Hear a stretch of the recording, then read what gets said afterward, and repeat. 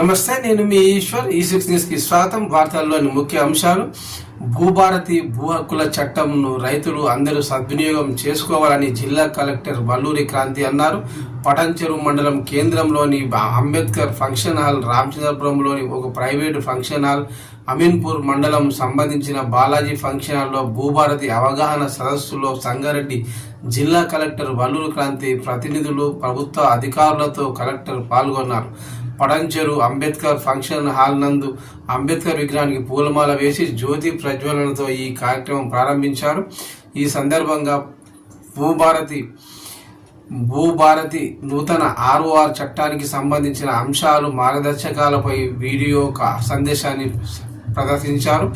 జిల్లా కలెక్టర్ వల్లూరి క్రాంతి భూభారతి చట్టంతో అధికారులు వికేంద్రీకరణ జరిగిందని పారదర్శకత, జవాబుతనమే ఈ చట్టం ముఖ్య ఉద్దేశమన్నారు. భూ సమస్యలు పరిష్కరించడమే లక్ష్యంగా ప్రభుత్వం రూపొందించిన భూభారతి ఆర్ఓఆర్ చట్టం 2025 జనవరిలో గజెట్ రూపంలో వచ్చిందని, సమగ్ర అంశాలను పొందుపరుస్తూ ప్రభుత్వం ఏప్రిల్ 14న ఈ చట్టాన్ని ప్రవేశపెట్టిందని కలెక్టర్ వివరించారు.